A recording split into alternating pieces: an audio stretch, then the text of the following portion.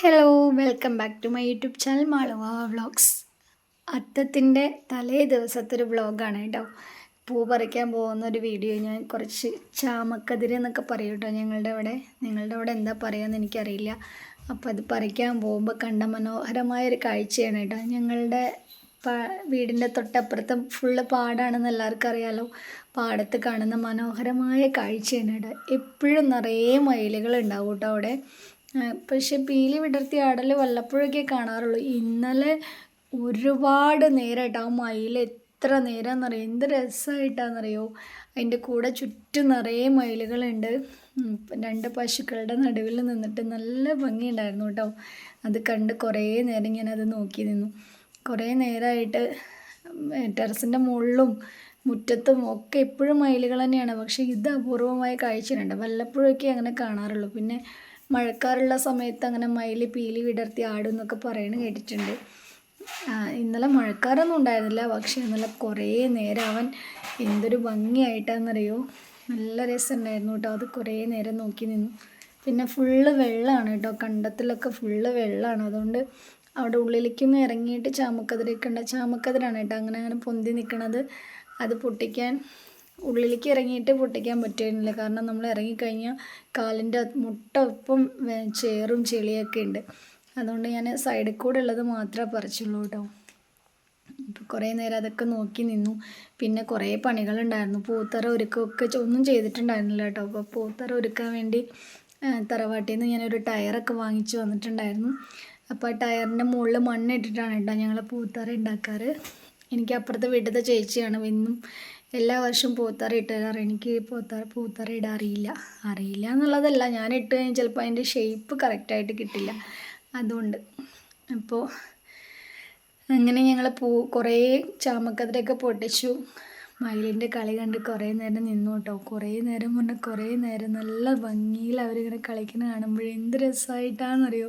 ആ പീലി തന്നെ കാണാൻ നമുക്കൊരു പ്രത്യേക രസമല്ലേ. കണ്ടോ, ഒരു പശു ഒരു മൂരിയാണ് കേട്ടോ. അതിൻ്റെ നടുവിൽ നിന്നിട്ടാണ് അവൻ്റെ ഡാൻസ്. അത് കണ്ടപ്പോൾ ഭയങ്കരമായിട്ടൊരു കൗതുകം തോന്നി. ഒരു പേടിയില്ലാന്നേ. നോക്കി അപ്പുറത്ത് രണ്ട് പശുക്കളുടെ നടുവിൽ നിന്നിട്ട് നല്ല ആട്ടാണ്. കണ്ടിട്ട് കുറേ നേരം കണ്ടോ, അവരെ പീലി അവരുടെ മുഖത്ത് തട്ടുമ്പോൾ അവർക്ക് ദേഷ്യം വരികയാണ് ഈ പശുവിന്. പക്ഷെ അവനൊരു പേടിയില്ല. അവൻ അടിപൊളിയായിട്ട് പീലിയൊക്കെ വിടർത്തി നല്ല ഭംഗിയിൽ ആടി തിമിർക്കന്നെയായിരുന്നു കേട്ടോ. അപ്പോൾ രണ്ടുപേരും അപ്പുറത്തപ്പുറത്ത് ശല്യം ചെയ്തപ്പോൾ അവൾ വേഗം നേരെ കണ്ടത്തിലേക്ക് ഇറങ്ങി. അത് കഴിഞ്ഞ് നേരെ അപ്പുറത്ത് പോയിട്ടാണ് പിന്നെ അവൻ നന്നായിട്ട് ഇങ്ങനെ കുറേ നേരം പീലി വിടർത്തി ആടിയിട്ടുണ്ടായിരുന്നു കേട്ടോ. അപ്പോൾ അത് നോക്കി നിന്ന് കഴിഞ്ഞാൽ എൻ്റെ പണി നടക്കില്ല എന്ന് പറഞ്ഞിട്ട് ഞാൻ വേഗം ചാമക്കതിരൊക്കെ പറിക്കാൻ വേണ്ടി പോയി.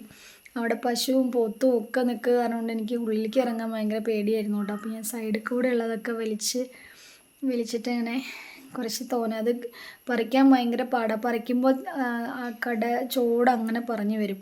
അപ്പോൾ നമുക്കതൊന്നും ആവശ്യമില്ലല്ലോ. അപ്പോൾ ഞാൻ തുമ്പ് ഭാഗം മാത്രം അങ്ങനെ കാലം കൊണ്ട് ചവിട്ടി പൊട്ടിച്ചിട്ട് അങ്ങനെ കുറച്ചൊക്കെ പൊട്ടിച്ചെടുത്തു കേട്ടോ.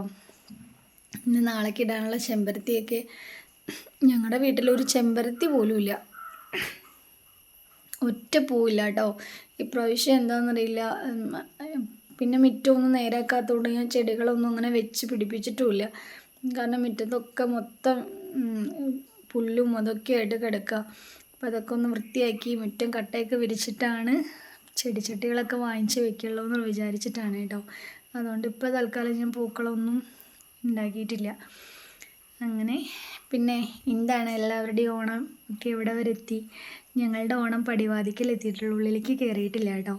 ഉള്ളിലേക്ക് കയറാനുള്ള സമയമായിട്ടില്ല തോന്നുന്നു. കണ്ട് നിങ്ങളുടെ നാട്ടിലൊക്കെ ഇതുപോലെ മനോഹരമായ കാഴ്ചകൾ, നാട്ടിൻപുറത്ത് കാണുന്ന ഏറ്റവും മനോഹരമായ കാഴ്ചകളാണ് കേട്ടോ അതൊക്കെ.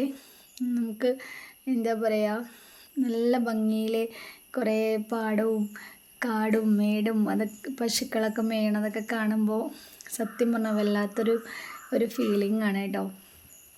പിന്നെ ഞാൻ ഈ മഞ്ഞപ്പൂവില്ലേ, ഇത് നല്ല ഭംഗിയിൽ ഞങ്ങളുടെ വീടിൻ്റെ സൈഡിലും ബാക്കിലൊക്കെ നിൽക്കുന്നുണ്ട് കേട്ടോ. ഞങ്ങളുടെ വീടിൻ്റെ സൈഡിലല്ല, അപ്പുറത്തെ വളപ്പിൽ.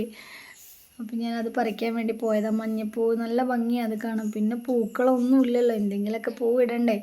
കാശ് കൊടുത്ത് മേടിച്ച് പൂവിടൽ എന്തായാലും നടക്കില്ല.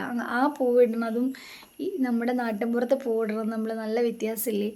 പിന്നെ ഓണത്തിന് ഇപ്പോഴൊക്കെ അല്ലേ ഈ പുറത്തുനിന്നൊക്കെ പൂ വാങ്ങിച്ചിട്ട് പൂവിടലൊക്കെ.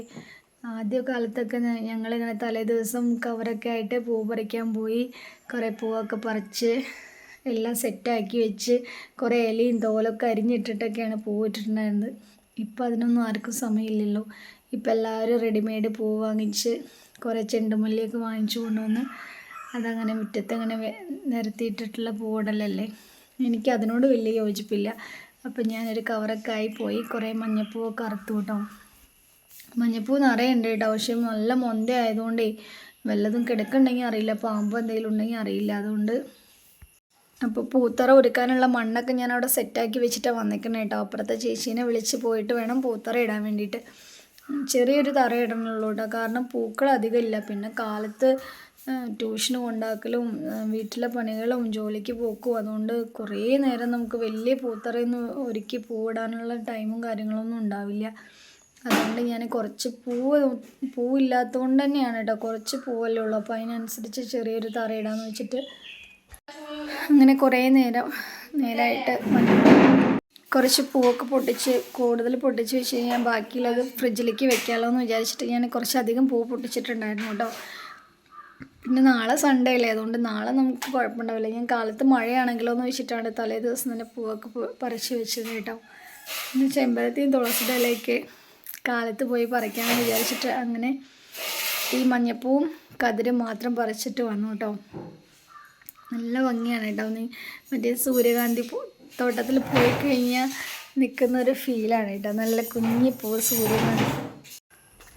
അപ്പോൾ എല്ലാവരും ഓണമൊക്കെ നന്നായി അടിച്ചു പൊളിച്ചോളൂ കേട്ടോ. ഉള്ളത് കൊണ്ട് ഓണം പോലെ എന്ന് പറയണ പോലെ എല്ലാവരും കുറേ പഴഞ്ചൊല്ലുണ്ടല്ലോ, കാണാൻ വിറ്റും ഓണം ഉണ്ണണം എന്നൊക്കെ. അപ്പോൾ എല്ലാവർക്കും ഒരുപോലെ നല്ല അടിച്ചു പൊളിച്ച് ഓണം ആഘോഷിക്കാൻ പറ്റിയെന്നൊന്നും വരില്ല. അപ്പോൾ ഉള്ളതുകൊണ്ട് നല്ല അടിപൊളിയായിട്ട് സന്തോഷത്തോടെയും സമാധാനത്തോടും കൂടെ ഓണം ആഘോഷിക്കാൻ പറ്റട്ടെ എന്ന് ഞാൻ ആശംസിക്കുന്നു കേട്ടോ. പിന്നെ എൻ്റെ പൂത്തറ കണ്ടില്ലേ, കുഞ്ഞൊരു പൂത്തറയാണ് കേട്ടോ. വലിയ ആർഭാടായിട്ടുള്ള പൂത്തറയൊന്നും ഇട്ടിട്ടില്ല, കുഞ്ഞൊരു പൂത്തറ. അപ്പോൾ പൂ പൊട്ടിക്കണതിൻ്റെ ഒരു ഫുള്ള് പാടത്തിൻ്റെ സൈഡ് മൊത്തം മുന്ത കെട്ടിയിട്ട് ബാക്കും സൈഡും ഒക്കെ ഫുള്ള് കാട് പിടിച്ച് കിടക്കുകയാണ് കേട്ടോ. ഭയങ്കരമായിട്ട് കാട് പറഞ്ഞ പോലെ ഭയങ്കര കാട്, പാമ്പും ചേരയും ഒക്കെ ഉണ്ട് അവിടെ. അതുകൊണ്ട് നല്ല പേടിച്ചിട്ടാണ് കേട്ടോ പോയത്. പിന്നെ ഇത് കണ്ടോ, പശുവിൻ്റെ മുകളിലൊരു പക്ഷി വന്നിരിക്കുന്നത് കണ്ടോ. കുറേ നേരമായിട്ട് ആ പക്ഷി അവിടെ ഇരിക്കുക കേട്ടോ. പശു നടക്കണതിൻ്റെ ഒപ്പം പക്ഷി വീഴാൻ പോകുമ്പോൾ അതിങ്ങനെ കാല് ഉറച്ച് വെച്ചിട്ട് അങ്ങനെ ഇരിക്കണത്. ഇന്നലെ സത്യത്തിൽ കുറേ നേരം ഇതൊക്കെ നോക്കി നിന്നു കേട്ടോ. ഞാൻ പൊതുവേ അങ്ങനെ ഒന്നും ആസ്വദിക്കാത്ത ഒരാളാണ്. പക്ഷെ ഇന്നലെ എന്തോ എനിക്ക് ആ മയിൽ പീലി വിടർത്തി ആടണതും ഇങ്ങനെയൊക്കെ കണ്ടപ്പോൾ കുറേ നേരം ഞാൻ അവിടെ അങ്ങനെ നോക്കിയിരുന്നു കേട്ടോ. മയിൽ പീലി വിടർത്തിയ ഇത്ര നേരമൊക്കെ ഞാൻ ആദ്യമായിട്ടാണ് കാണുന്നത് കേട്ടോ. ഇങ്ങനെ കണ്ടിട്ടേ ഇല്ല കുറേ നേരം. ജസ്റ്റ് ഒന്ന് കണ്ടിട്ടുണ്ട്. കണ്ടു കഴിഞ്ഞപ്പോൾ തന്നെ അവർ പീലിയൊക്കെ അങ്ങനെ മടക്കി അങ്ങനെ പോകണത്. ഇത് പക്ഷെ ഇന്നലെ അങ്ങനെയല്ല, കുറേ നേരമായിട്ട് ഇത് തന്നെ കണ്ടുകൊണ്ടിരിക്കുകയായിരുന്നു. എത്ര നേരമാണെന്നറിയോ. അതുപോലെ ഈ പശുവിൻ്റെ മേത്ത് ആ പക്ഷി ഇരിക്കണതും അതൊക്കെ കണ്ടിട്ട് ഇങ്ങനെ കുറേ നേരം ഞാൻ അവിടെ അങ്ങനെ ഇരുന്നു കേട്ടോ. പിന്നെ പണികളൊക്കെ കഴിഞ്ഞിട്ടുണ്ടായിരുന്നു, പ്രത്യേകിച്ച് പണിയും കാര്യങ്ങളൊന്നും ഉണ്ടായിരുന്നില്ല. അപ്പോൾ ഞാൻ അതൊക്കെ കണ്ട് ചെടികളുടെയൊക്കെ ഭംഗിയൊക്കെ നോക്കി കതിരൊക്കെ പൊട്ടിച്ച് ആ കതിരൊക്കെ ഊരിയിട്ട് കവറിലാക്കി വെച്ചു കേട്ടോ. ഓരോ കുഞ്ഞ് കവറിലാക്കി വെച്ചു. എന്താ അറിയുമോ, അത് അല്ലെങ്കിൽ ഇങ്ങനെ അപ്പോൾ ഊരി വയ്ക്കാൻ പറ്റിയിട്ടില്ലെങ്കിൽ പിന്നെ നമുക്ക് പൂവിടണ സമയത്ത് ഊരുമ്പില്ലേ അതിങ്ങനെ കട്ടയായിട്ടിരിക്കും. ഇതാണെങ്കിൽ ഇപ്പോൾ ഉണക്കി അങ്ങനെ വെച്ചിട്ട് ഇങ്ങനെ ഒന്ന് ഉണക്കി കഴിഞ്ഞാൽ നമുക്ക് പൂവിടാൻ വേണ്ടിയിട്ട് നല്ല പെട്ടെന്ന് പൂവിടാൻ പറ്റുമായിരിക്കും കേട്ടോ. അത് ഞങ്ങളുടെ അവിടുത്തെ റോഡാണ് കേട്ടോ. ഞങ്ങളുടെ മഴ പെയ്ത് കഴിഞ്ഞാൽ റോഡിൻ്റെ അവസ്ഥ ഇതാണ്, നല്ല മോശമാണ് റോഡ്. പിന്നെ അധികം വീടുകളൊന്നും അപ്പുറത്തില്ലാത്തതുകൊണ്ട് കുഴപ്പമില്ല, എന്നാലും റോഡ് ഭയങ്കര മോശം.